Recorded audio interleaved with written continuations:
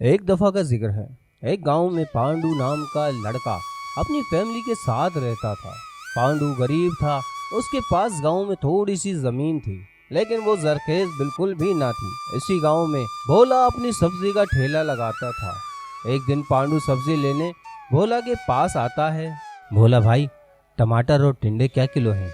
टिंडा 400 रुपये किलो और टमाटर 200 रुपये किलो है। भोला भाई, आप तो बहुत महंगी दे रहे हो सब्जी।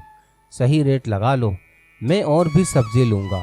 अगर तुझे मेरे रेट समझ नहीं आ रहे तो कहीं और से जाकर ले ले, बल्कि एक काम कर, तू अपनी बंजर जमीन पर जाकर सब्जियां उगा। वो भोला की बातें सुनकर उदास होकर वहां से चला जाता है और चावल और प्याज लेकर घर आ जाता है। बिंसा, आज सिर्फ चावल और प्याज ही खरीद सका हूँ। कुछ पैसे बचे हैं, इसका कल आटा ले आऊंगा। पांडु, कोई बात नहीं, आज हम चावल खाकर गुजारा कर लेंगे। मैं चावल तवे पर फ्राई कर लेती हूँ, जब तक आप आराम कर लो। बस अल्लाह करे मुझे कोई अच्छा काम मिल जाए, ताकि घर में राशन तो डलवा सकूं। फिर अगले दिन भोला थक हार कर घर आ जाता है।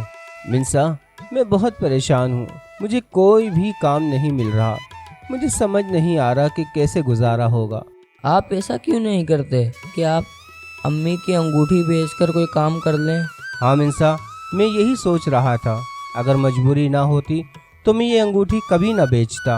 वो अंगूठी लेकर अपने गांव में एक सुनहार के पास जाता है। अगर मैं इसे बेवकूफ बनाकर ये अंगूठी खरीद लूं तो मेरे मजे आ जाएंगे। भाई, ये अंगूठी किस कीमत पर खरीदोगे? मैं तुम्हें इस अंगूठी के सिर्फ 70,000 दे सकता हूँ। नहीं भाई, इसे मैं 70,000 में नहीं बेच सकता। ये बहुत कीमती अंगूठी है।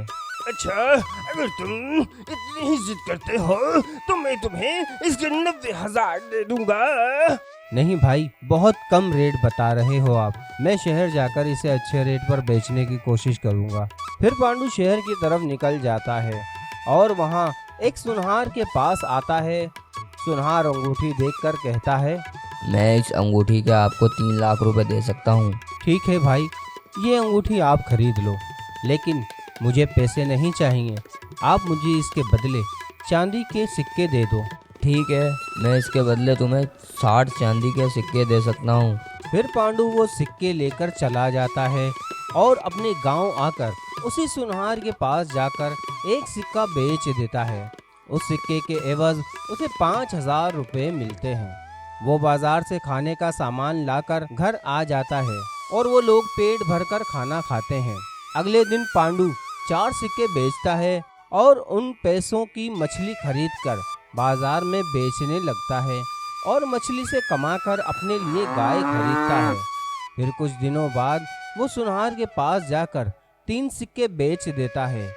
सुनहार दिल ही दिल में सोचता है, लगता है इसके हाथ कोई खजाना लगा है, तभी तो ये हर दूसरे दिन चांदी के सिक्के बेचने आ जाता है।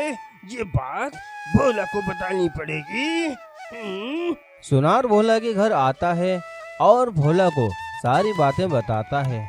अच्छा, तो मतलब इस पांडु के हाथ कोई बहुत बड़ा खजाना लग गया है, जब भी वो बाजार में बहुत कम नजर आ रहा है मुझे। देखो भोला, ये बात मैंने तुझे बताई है। जब तेरे पास वो खजाना हाथ में आए तो उसमें मेरा हिस्सा रखना ना भूलियो। हाँ हाँ, दे दूंगा तुझे भी हिस्सा।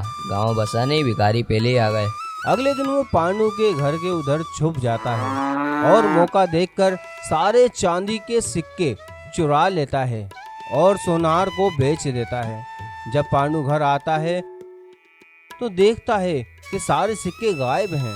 ये जरूर उस भोला का ही काम होगा। उसी ने मेरे सिक्के चोरी किए होंगे। मैं उसे नहीं छोड़ूंगा। अगले दिन वो पांडु के उधर जाता है, ये देखने के लिए कि पांडु क्या कर रहा है। इतने में पांडु भी भोला को देख लेता है। अच्छा, मतलब ये अपनी हरकतों से बाज नहीं आएगा।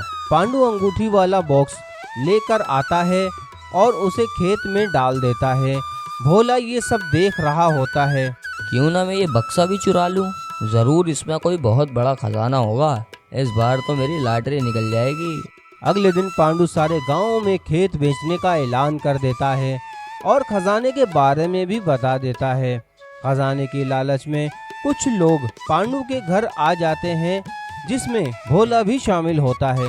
मुझे तुम्हारी जमीन खरीदनी है, मैं तुम्हें 80,000 रुपए दूंगा इस जमीन के। नहीं नहीं, मैं इस जमीन के 1.5 लाख रुपए दूंगा, तुम ये जमीन मुझे दे दो। मैं अपनी जमीन की नीलामी करूंगा, जिसको खरीदनी है वो नीलामी में दाम लगाए। कुछ दिनों बाद नीलामी लगती है। भैया 1.5 लाख रुपया लो और ये जमीन मुझे दे दो। मैं इसके 4 लाख रुपए देने के लिए तैयार हूँ। इस तरह करते करते 14 लाख रुपए तक कीमत पहुंच जाती है। इस ज़मीन के मैं तुम्हें 15 लाख देने के लिए तैयार हूँ, लेकिन मेरी एक शर्त है, इसमें जो भी खजाना होगा वो सारा का सारा मेरा होगा। ठीक है, मैं ये ज़मीन 15 लाख में बेचने के लिए तैयार हूँ। फिर पांडु भोला से 15 लाख ले लेता है और घर की तरफ चला जाता है और अपनी बीवी को सारी बात बताता है। भोला नरगिस को लेकर खेत में आ जाता है और ज़मीन खोदने लग जाता है। इसमें एक बक्सा निकलता है। उस बक्से में सिर्फ एक कागज़ होता है। भोला कागज़ पढ़ता है तो वो चौंक जाता है। भोला जी, क्या लिखा आपने उस कागज में? बेगम, हम लुट गए, बर्बाद हो गए। इस कागज में लिखा है, यही तुम्हारी सजा है। तुमने मेरे घर से चांदी के सिक्के भी चुरा लिए हैं। अब इस बंजर जमीन को भी तुम ही संभालो।